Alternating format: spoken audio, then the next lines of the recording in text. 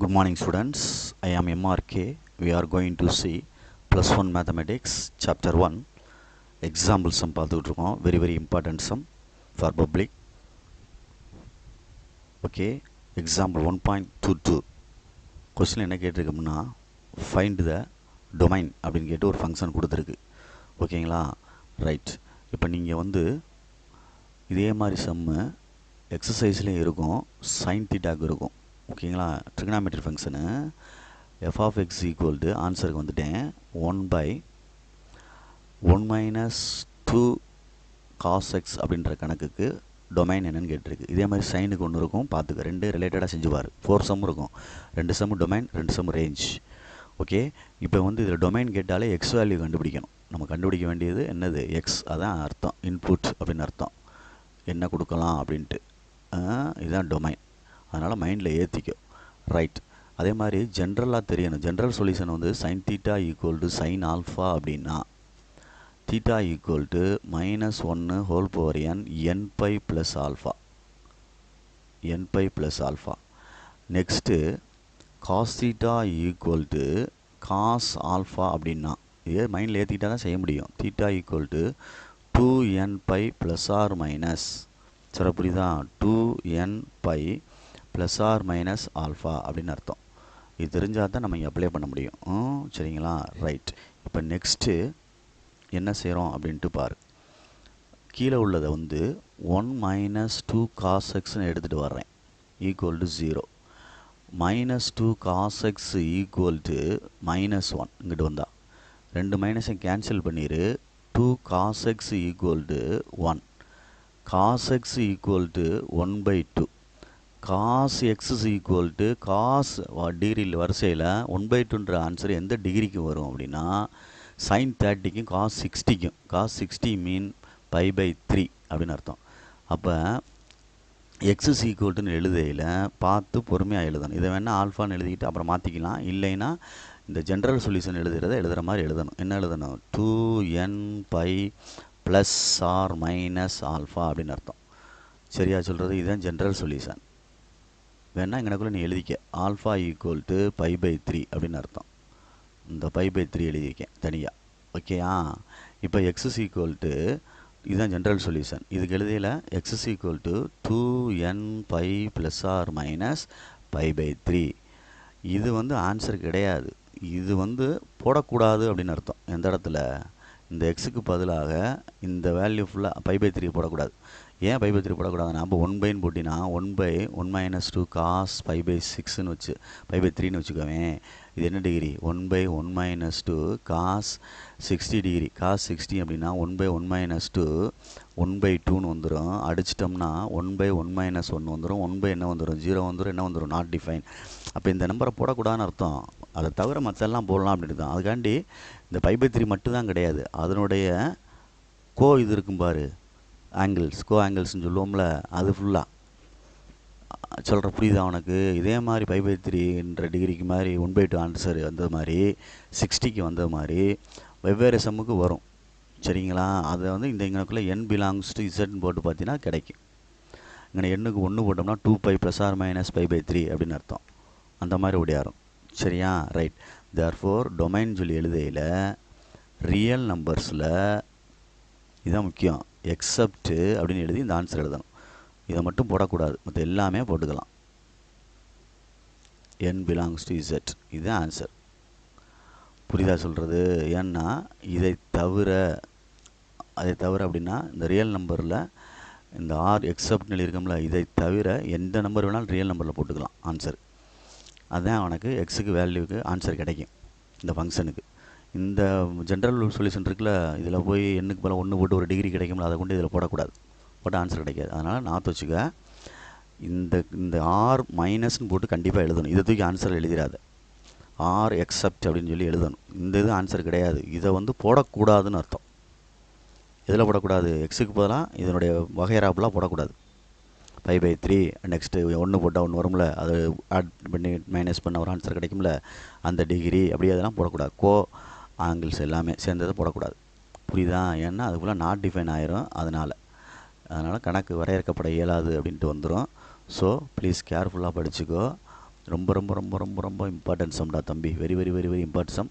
பப்ளிக்லாம் இதெல்லாம் பார்க்காம போயிடக்கூடாது. எல்லா எக்ஸாமுக்குமே நம்ம பார்த்து தான் ஆகணும் இந்த 4 சம்மை. Very very important. Okay, good.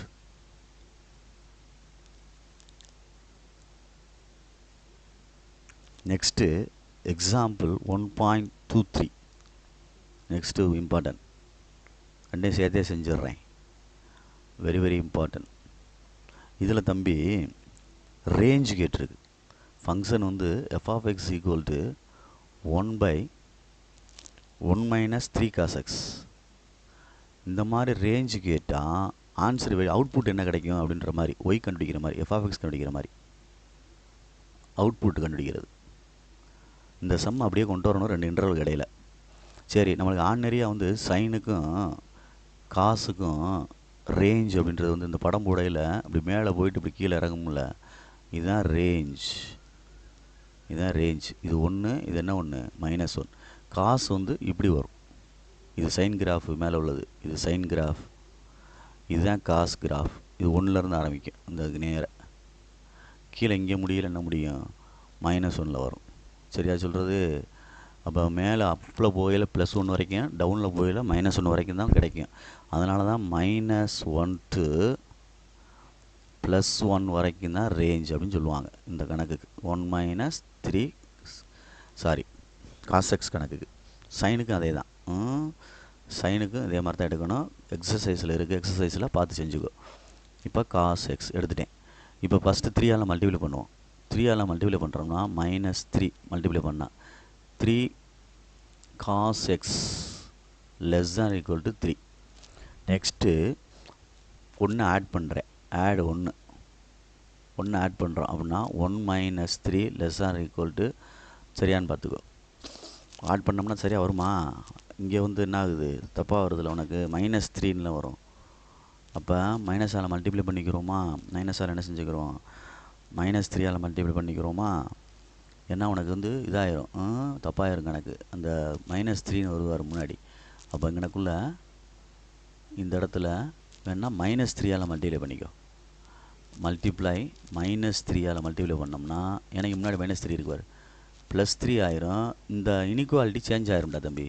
மைனஸால் multiply பண்ணால் இனிக்குவாலிட்டி சேஞ்ச் ஆயிரும், மறந்து விடாதே. இங்கே -3 greater than equal to -3, இது +3ஆக மாறிடும். இப்போ ஆட் 1ன்னு வேணால் சேர்த்துக்கலாம். ஆட் 1 வந்து ஆட் பண்ணுறேன்.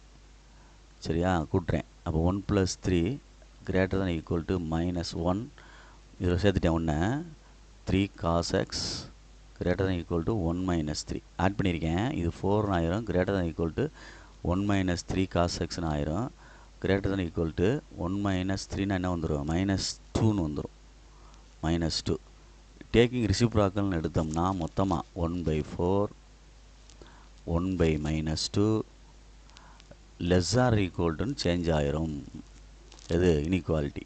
அப்போ 1/1 - 3 cos x. இப்போ இந்த சம் உள்ளே வந்துருச்சு பார்த்தியா, இந்த சம் அப்படியே ஃபங்க்ஷன் உள்ளே வந்துருச்சு பாரு, f of xன்னு. அப்போ நம்ம கிடைக்கக்கூடிய ஆன்சரு இதை விட இது பெருசு, இதை விட இது என்னது ஸ்மாலஸ்ட் அப்படின்னு அர்த்தம். ஒரு நம்பர் லைன் வரைஞ்சி நம்ம கண்டுபிடிக்கணும். -∞, +∞, உங்களுக்கு சும்மா சாதாரணமாக 0 நினச்சிக்கோ. -1/2, ஓகேங்களா. இங்கே என்ன வரும், +1/4. கொஞ்சம் யோசி, இதை விட இது சிறுசு அப்படின்னா இங்கிட்டு போகணும். இதுதான் பாசிபிள். இங்கிட்டு போக சிறுசாக தானே ஆகும். இதை விட இது பெருசு அப்படின்னா இங்கிட்டு, அதோட பெருசு தானே, ஓப்பன் சைடில் தானே இருக்குது. இது ஷார்ப் சைடில் இருக்குது. அப்போ சிறுசு இங்கிட்டு. அப்போ இதுவும் இந்த மார்க் பண்ணியிருக்கேன்ல, இதுதான் பாசிபிள் சொல்யூஷன். அப்போ எழுதையில் -∞ -1/2ன்னு போடுறோம். இதில் ஈக்குவல்ட்டு இங்கே இருக்கனால, இல்லை இங்கே எடுத்துக்கிட்டாலும் சரி, க்ளோஸ்டு ப்ராக்கெட் யூனியன். அதே மாதிரி இந்த சைடு எழுதையில் க்ளோஸ்டு ப்ராக்கெட் 1/4. சரியா, கவனிச்சுக்கு எழுதிக்க. 1/4 கவனமாக, 1/4, இன்ஃபினிட்டிவ் இதுக்கு பேர் தான் என்னது, ரேஞ்ச் அப்படின்னு அர்த்தம். புரியுதா அப்படின்னு பார்த்துக்கோ. ஆன்சர் கரெக்டான புக்கில் வெரிஃபை பண்ணிக்க. உனக்கு புரியணும், very very very very important. Okay, 1க்கு 4 தடவை எழுதி பார்த்துரு. இந்த மாதிரி படம் போட்டினா ஈஸியாக ஆன்சர் கிடைக்கும். இதே மாதிரி ஒரு எக்ஸசைஸ் ஒன்று இருக்குது. Okay, good. இதை வந்து இன்றைக்கி பார்த்துரு, உட்காந்து வீட்டில் ரைட் பண்ணி பார்த்துரு. தேங்க்யூ.